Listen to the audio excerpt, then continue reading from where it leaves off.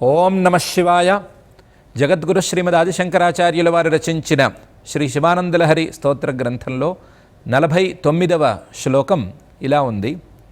ఆనందామృతపూరిత హరిపదాంభోజాలవాలోద్యత స్థైర్యోపఘ్నముపేత్య భక్తిలతికా శాఖోపశాఖాన్విత ఉచ్చైర్మానసకాయమానపటలీమాక్రమ్య నిష్కల్మష నిత్యాభీష్టఫలప్రదా భవతు మే సత్కర్మ సంవర్ధిత.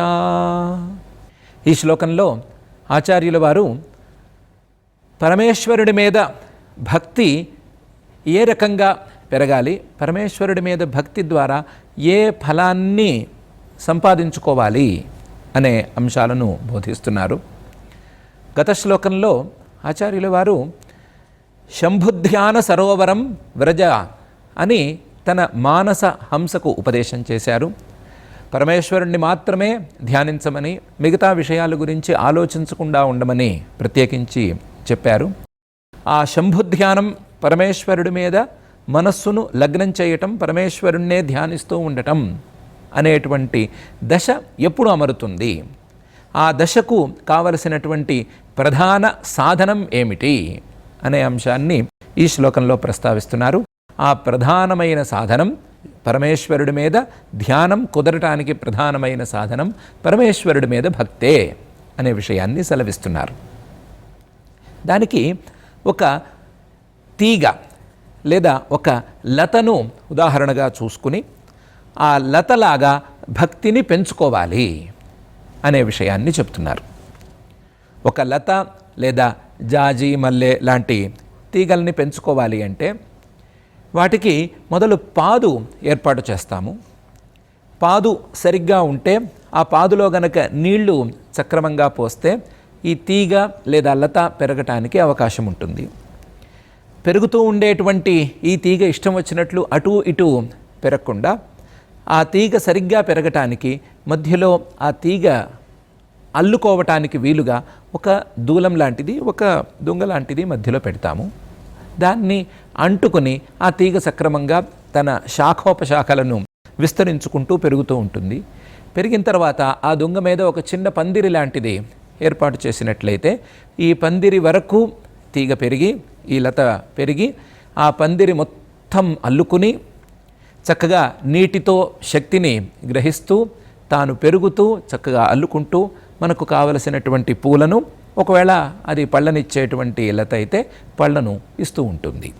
చాలా మంచి ఉదాహరణ అని చెప్పుకోవాలి. ఆ లతలాగానే భక్తిని కూడా పెంచుకోవాలి. ఇలా పెంచుకోవాలి.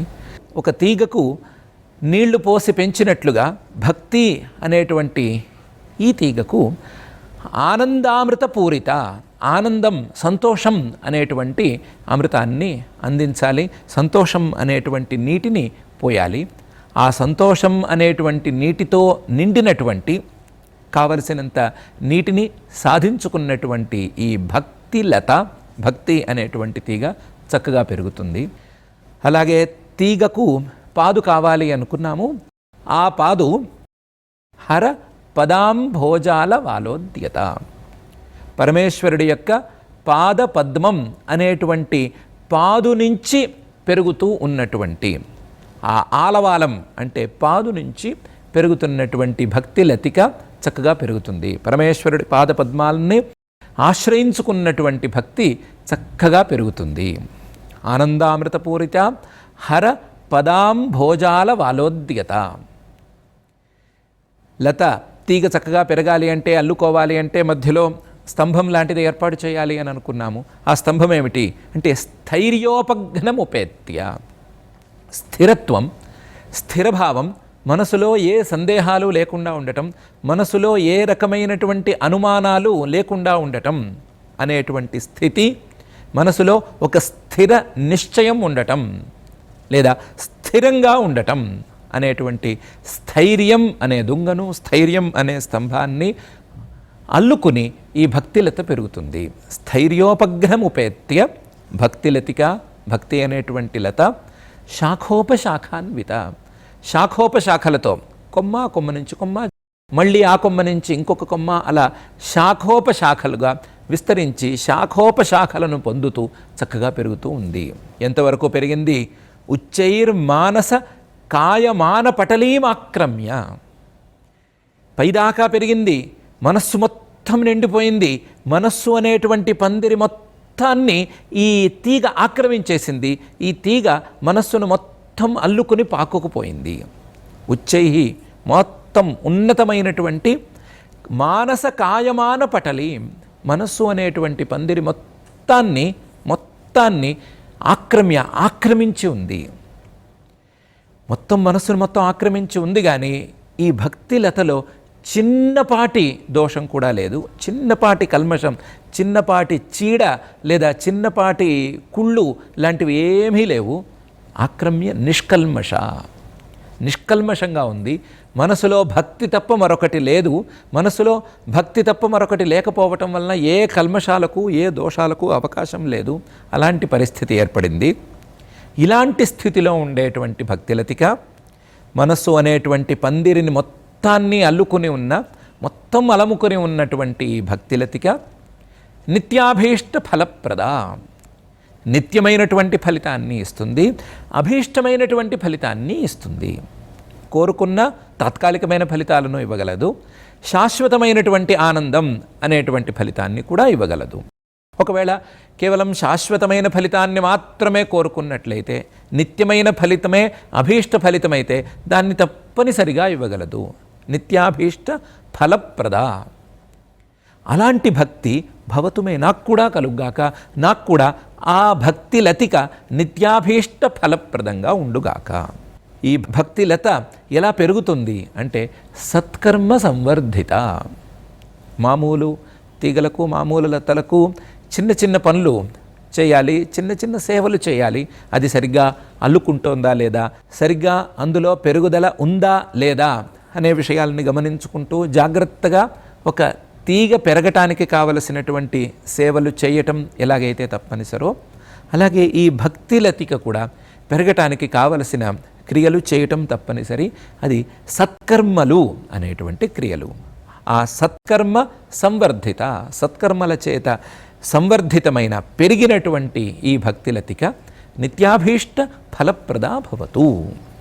నాలో భక్తి కలగాలి, ఆ భక్తి సత్కర్మల ద్వారా పెరగాలి, పెరిగినటువంటి ఆ భక్తి నాకు నిత్యాభీష్ట ఫలప్రదంగా ఉండాలి అనేటువంటి అంశాలను ఆచార్యుల వారు ఈ శ్లోకంలో చూపిస్తున్నారు.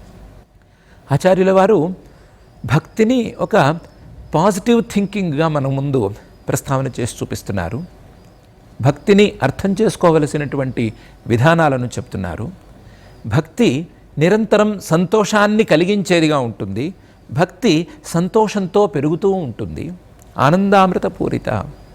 భక్తి పరమేశ్వరుడి యొక్క పాద పద్మాలను ఆశ్రయించి ఉంటుంది. పరమేశ్వరుడి యొక్క పాద పద్మాలను మాత్రమే ఆశ్రయించి ఉంటుంది. ప్రాపంచికమైనటువంటి విషయాలను కానీ, అక్కర్లేని విషయాలను కానీ అది కనీసం ఆలోచించనివ్వదు. కాబట్టి ఏ రకమైనటువంటి దుఃఖాలకు అవకాశాన్ని ఇవ్వకుండా తయారవుతుంది. హరపదాం భోజాల వాలోద్యత. భక్తి స్థిరత్వాన్ని కలిగిస్తుంది. భక్తి స్థిరత్వం ఉంటేనే పెరుగుతుంది. స్థైర్యోపగ్రముపేత్య. భక్తిలతిక శాఖోపశాఖాన్విత ఉచ్చైర్మానస కాయ మాన పటలి మాక్రమ్య నిష్కల్మష. భక్తి అనేది మనస్సు మొత్తం నిండిపోతుంది. మనస్సు మొత్తం భక్తి నిండినప్పుడు మనసులో ఏ కల్మషాలకు తావు ఉండదు, ఏ వేరే భావాలకు అవకాశం ఉండదు. ఇలాంటి భక్తి సత్కర్మ సంవర్ధిత. వేరే చెడు పనులను చేయనివ్వదు. చెడు పనుల ద్వారా ఈ భక్తి పెరగదు. చెడు పనులుంటే ఈ భక్తి నిలవదు. కాబట్టి మంచి పనులనే చేయిస్తూ ఉంటుంది. మంచి పనుల ద్వారా తాను పెరుగుతూ ఉంటుంది. సత్కర్మ సంవర్ధిత. ఇలాంటి భక్తి నిత్యాభీష్ట ఫలప్రద అని చెప్పుకోవటంలో ఏ ఆశ్చర్యం లేదు. భక్తి మనసులో ఉండేటువంటి దోషాలను దూరం చేస్తుంది. భక్తి మనసును స్థిరపరుస్తుంది. భక్తి మనసుకు ఆహ్లాదాన్ని పంచుతుంది. భక్తి నిత్యమైనటువంటి శాశ్వతమైనటువంటి సంతోషాన్ని అందిస్తుంది అని ఆచార్యుల వారు భక్తి యొక్క విశేషాలను కూడా ఈ శ్లోకంలో చెప్తున్నారనే చెప్పుకోవాలి. భక్తి గురించినటువంటి ఈ అంశాలను ఆచార్యుల వారు పరమేశ్వర వాక్యాలనే తీసుకొచ్చి పెట్టారేమో అని అనిపిస్తోంది. పరమేశ్వరుడు కైలాసంలో ఒకరోజు కూర్చొని ఉండగా సతీదేవి కొన్ని ప్రశ్నలు పరమేశ్వరుణ్ణి వేసింది. అందులో భక్తి గురించి వివరణ నాకు ఇవ్వవలసింది అని కూడా ప్రశ్న వేసింది. ఆ ప్రశ్నకు సమాధానాన్ని ప్రారంభించే సమయంలో పరమేశ్వరుడు అన్న మాటలు చాలా చక్కటి మాటలు. ద్వితీయం స్మరణం యత్ర నాహం బ్రహ్మేతి శుద్ధధీః తద్దుర్లభం త్రిలోకేస్మిన్ తజ్ఞాత విరళః ప్రియే.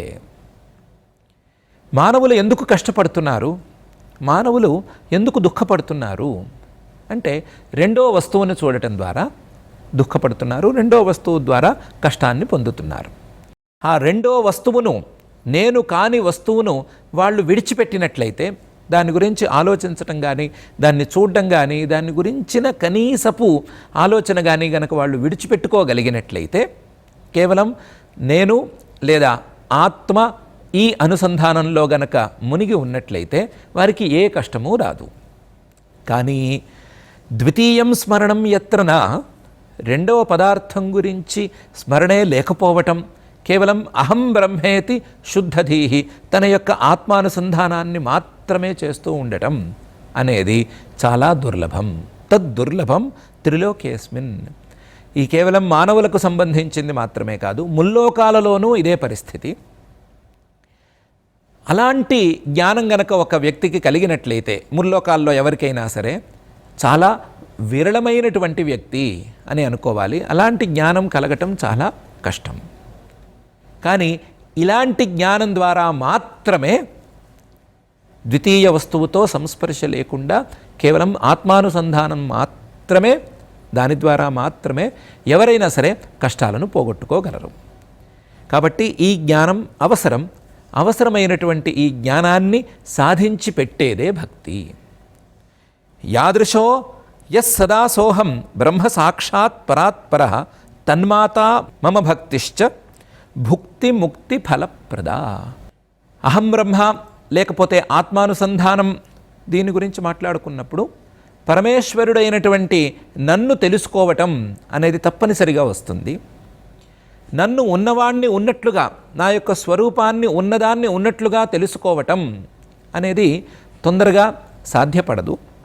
అది సాధ్యపడాలి అంటే దానికి సాధనంగా భక్తి అనేది కావాలి.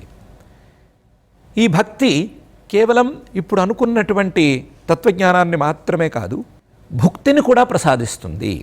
అంటే లౌకికమైనటువంటి ఫలితాలను కూడా ప్రసాదిస్తుంది. దానితో పాటుగా ముక్తిని, అంటే తత్వజ్ఞానాన్ని, ఆ తత్వజ్ఞానం ద్వారా అందవలసినటువంటి ఫలితాన్ని కూడా ప్రసాదిస్తుంది. భుక్తి ముక్తి ఫలప్రద అని పరమేశ్వరుడే చెప్పాడు. ఆ భుక్తి ముక్తి ఫలప్రద అనేటువంటి వాక్యాన్నే ఆచార్యుల వారు చక్కగా నిత్యాభీష్ట ఫలప్రద అనేటువంటి పదాలతో, ఈ అక్షరాలతో అనువాదం చేసి ఈ శ్లోకంలో చూపిస్తున్నారా అని అనిపిస్తోంది. పరమేశ్వరుడే చెప్పినటువంటి తత్వజ్ఞానానికి సాధనంగా చెప్పినటువంటి భక్తిని సరి అయిన రీతిలో అర్థం చేసుకోమని, ఆ సరి అయిన రీతిలో అర్థం చేసుకున్నటువంటి భక్తిని చక్కగా పెంచుకోమని ఆచార్యుల వారు పరమేశ్వర వాక్యాలనే తీసుకుని మనకు సలహా ఇస్తున్నట్లుగా అనిపిస్తోంది. ఆచార్యుల వారి ఈ శ్లోకంలో సత్కర్మ సంవర్ధిత అనేటువంటి పదం కూడా చాలా ప్రధానమైనటువంటి పదం. ఆనందామృతపూరిత, ఇది చాలా ప్రధానం. భక్తికి లేదా జ్ఞానానికి లేదా ఏ ఉత్తమ సాధనానికైనా సరే సంతోషం అనేది లేదా ఆనందం అనేది చాలా ప్రధానమైన సాధనం అనే విషయాన్ని పతంజలి మహర్షి గారు మొదలైనటువంటి మహర్షులు తమ సూత్రాలలో చెప్పారు. శౌచ సంతోష తపస్వాధ్యాయ ఈశ్వర ప్రణిధానాని నియమాహ అనే సూత్రంలో సంతోషం అనేటువంటి ఒక నియమాన్ని చెప్పినటువంటి పతంజలి మహర్షి గారు సంతోషాత్ అనుత్తమ సుఖలాభ అని చెప్పారు. అలాగే పరమేశ్వరుడి యొక్క పాదపద్మాలను ఆశ్రయించి ఉండటం చాలా ప్రధానం. దానిలాగానే స్థైర్యం, స్థిరత్వాన్ని కలిగి ఉండటం అనేది కూడా చాలా ఇంపార్టెంటే. దానితో పాటుగా అన్నిటికంటే ముఖ్యంగా సత్కర్మ సంవర్ధిత అనేటువంటిది ప్రధానం. భక్తి సత్కర్మల ద్వారా పెరుగుతుంది. సత్కర్మలు వేదాలలో లేదా వేదాన్ని అనుసరించేటువంటి ధర్మశాస్త్రాది గ్రంథాలలో ఎవరికి వారికి చేయవలసినటువంటి పనులుగా చూపించబడినటువంటి కర్మలు, ఆయా వర్ణాశ్రమాలకు చెప్పబడినటువంటి కర్మలు సత్కర్మలు. ఈ సత్కర్మల ద్వారా భక్తి తప్పనిసరిగా పెరుగుతుంది. సత్కర్మలు మంచి కర్మలు, పరోపకారం లేదా ఇతరులకు ఉపకరించేటువంటి ఏదైనా పనులు చేయటం లాంటి సత్కర్మలను తీసుకోవచ్చు. ఈ సత్కర్మల ద్వారా కూడా భక్తి లాంటి మంచి భావం పెరగడంలో ఏమీ ఆశ్చర్యం లేదు. కాకపోతే సత్కర్మల కింద, ప్రత్యేకించి భక్తిని పెంపొందించే సత్కర్మల కింద కొన్ని క్రియలను మనకు ప్రామాణిక గ్రంథాలు తెలియజేస్తున్నాయి. అందులోనే పరమేశ్వరుడి యొక్క నోటి గుండానే వచ్చినటువంటి కొన్ని క్రియలు సత్కర్మలు. ఆ సత్కర్మల ద్వారా భక్తి తప్పనిసరిగా పెరుగుతుంది అని మనకు తెలుస్తోంది. కర్మలు ప్రాథమికంగా శరీరంతోనూ, అలాగే నోటితోనూ, మాటతోనూ, అలాగే మనస్సుతోనూ చేయగలిగి ఉండటం అనేది మనందరికీ తెలిసిందే. కర్మలు 3 రకాలు: శారీరకమైనటువంటి కర్మలు, వాచికమైనటువంటి కర్మలు, మానసికమైనటువంటి కర్మలు. శారీరకమైనటువంటి సత్కర్మల కింద పరమేశ్వరుణ్ణి పూజించేటువంటి క్రియలన్నీ వస్తాయి అనే విషయాన్ని మనకు ప్రామాణిక గ్రంథాలు, పరమేశ్వరుడి యొక్క వాక్యాలే తెలియజేస్తున్నాయి. ఆ పూజించే విధానాలు, ఆ పూజించడంలో ఉండేటువంటి క్రియలు, ఇవన్నీ కూడా పరమేశ్వరుడి వాక్యాల ద్వారానే తెలుసుకోగలిగినట్లయితే ఆవాహనంచాసనంచ అర్ఘ్యం పాద్యం తథైవ చ తదంగాచమనం చైవ స్నానమభ్యంగపూర్వకం వస్త్రం గంధం తథా పుష్పం ధూపం దీపం నివేదనం నీరాజనంచ తాంబూలం నమస్కారో విసర్జనం అని 16 ఉపచారాలతో కూడినటువంటి పూజా విధానాల కింద అర్థం చేసుకోవచ్చు. అందులో ఆవాహనం, పరమేశ్వరుణ్ణి ఆవాహన చేసుకోవటం; ఆసనం, పరమేశ్వరుడికి ఆసనాన్ని సమర్పించుకోవటం; అర్ఘ్యం, చేతికి నీళ్ళు అందివ్వటం; పాద్యం, కాళ్ళు కడుక్కోవటానికి, పాదాలను కడగటానికి వీలుగా నీళ్లను సమర్పించుకోవటం; అలాగే ఆచమనం, పాద్యం, కాళ్ళు కడుక్కున్న తర్వాత ఇవ్వవలసినటువంటి ఆచమనం; అలాగే స్నానం, స్నానం అభ్యంగపూర్వకం, ఎన్నో ద్రవ్యాలతో చేసేటువంటి అభ్యంగన స్నాన విధిని సమర్పించుకోవటం; పరమేశ్వరుడికి వస్త్రాన్ని, అలాగే గంధాన్ని, పుష్పాన్ని, ధూపాన్ని, దీపాన్ని, నైవేద్యాన్ని సమర్పించుకోవటం; తర్వాత తాంబూలాన్ని సమర్పించుకుని నీరాజనం చేసుకుని, నీరాజనం తర్వాత నమస్కారం చేసి, నమస్కారం చేసిన తర్వాత నేను ఈ పూజను సమాప్తి చేసి నా పని మీదకి, లౌకికమైనటువంటి పని మీదకి వెళుతున్నాను అని చెప్పైనా వెళ్ళటం, లేదా పరమేశ్వరుణ్ణే నీవు తాత్కాలికంగా నేను ఆవాహన చేసి ఉన్నాను కాబట్టి నీ స్వస్థానంలో నీవు ఉండవలసింది అని ప్రార్థించటం అనేటువంటి విసర్జనం అనేటువంటి 16 ఉపచారాలతో, షోడశోపచారాలతో కూడినటువంటి పూజా విధానాన్ని సత్కర్మలు అనేటువంటి సత్కర్మల కింద మనం తెచ్చుకోవచ్చు. 16 ఉపచారాలు మాత్రమే కాకుండా అథవా అర్ఘ్యాదికం కృత్వా నైవేద్యాంతం యథావిధి, అథాభిషేకం నైవేద్యం నమస్కారంచ తర్పణం యథాశక్తి సదా కుర్యాత్ క్రమాత్ శివ పదప్రదం అనే శ్లోకంలో చెప్పినట్లుగా కొన్ని ఉపచారాలు లేకపోయినా అర్ఘ్యంతో మొదలుపెట్టి నైవేద్యం వరకు ఒక విడత చేసేసి మళ్ళీ అభిషేకాన్ని ప్రారంభించి అభిషేకం తర్వాత చేయవలసినటువంటి ఉపచారాలన్నిటినీ చేస్తూ వెళ్ళటం, అలా చేసి పూజను పూర్తి చేయటం. కొన్ని ఉపచారాలను తగ్గించి, కొన్ని ఉపచారాలను పెంచి, కొన్ని ఉపచారాలు లేకపోయినా పర్వాలేదు అని అనుకుని, కొన్ని ఉపచారాలు తప్పనిసరి అని అనుకుని చేసుకోవటం అనేటువంటి ఎన్ని విధానాలు ఉన్నాయో ఆ అన్ని విధానాలు కూడా సత్కర్మలు అనేటువంటి కోవలకే వస్తాయి. ఈ సత్కర్మల ద్వారా భక్తి తప్పనిసరిగా పెరుగుతుంది అనే విషయాన్ని మనం గమనించుకోవచ్చు. ఇది శరీరంతో చేసేటువంటి కర్మల కోవలోకి వచ్చేటువంటి వ్యవహారమే అయితే, నోటితో చేసేటువంటి సత్కర్మల కింద పరమేశ్వర మంత్ర ఉచ్చారణను మనం చెప్పుకోవచ్చు. నమశివాయ అనేటువంటి పంచాక్షరీ మంత్రోచ్చారణాన్ని నోటితో చేసే, మాటతో చేసేటువంటి సత్కర్మ అనే విషయంలో మనం తీసుకోవచ్చు.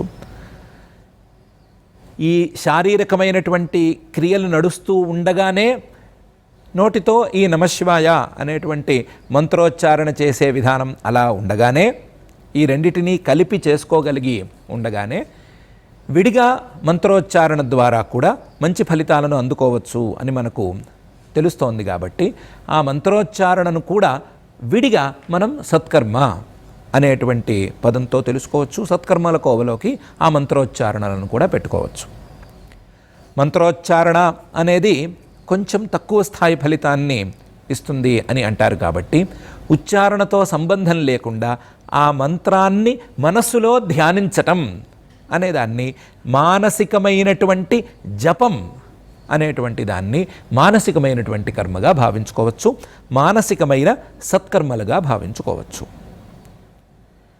ఈ రకంగా చూసుకున్నప్పుడు పరమేశ్వరుడికి శరీరంతో చేసేటువంటి బాహ్యమైన పూజలు సత్కర్మలు, పరమేశ్వరుడి యొక్క తత్వాన్ని తెలియజేసేటువంటి మంత్రాలను ఉచ్చరించటం అనేటువంటివి వాచికమైనటువంటి క్రియలు, అవి కూడా సత్కర్మలు. అలాగే పరమేశ్వర మంత్రాన్ని, ఆ పరమేశ్వరుడి యొక్క తత్వాన్ని మనసులో భావించుకోవటం, మనసులో చేసుకోవటం, మనసులో జపం చేసుకోవటం అనేవి మానసికమైనటువంటి సత్కర్మలు. ఈ 3 రకాల సత్కర్మలు కూడా భక్తిని పెంపొందించి తీరతాయి, భక్తిని పెంపొందిస్తాయి. కాబట్టే అలాంటి సత్కర్మ సంవర్ధిత భక్తిలతిక నిత్యాభీష్ట ఫలప్రదా భవతు అని ఆచార్యుల వారు మనకు ఉపదేశం చేస్తున్నారు. అయితే క్రియలన్నీ బాహ్యాలు, భక్తి అనేది లోపల నాటుకుపోయేటువంటి భావం కదా. ఈ క్రియలకు ఈ భక్తికి ఉండేటువంటి సంబంధాన్ని అర్థం చేసుకోవటంలో చిన్నపాటి ఇబ్బంది ఏమైనా ఉంది అని అనుకుంటే దానికి శాస్త్రీయమైనటువంటి సమాధానాన్ని చెప్పుకోవచ్చు. మీమాంసా శాస్త్రంలో అనుమంత్రణం అని ఒక పదప్రయోగం ఉంది. ఈ అనుమంత్రణం అనేటువంటి శబ్దానికి వారు చెప్పేటువంటి అర్థం, మంత్రముచ్చారయన్నేవ మంత్రార్థత్వేన సంస్మరన్ శేషిణం తన్మనా భూత్వ స్యాదేతదనుమంత్రణం అని.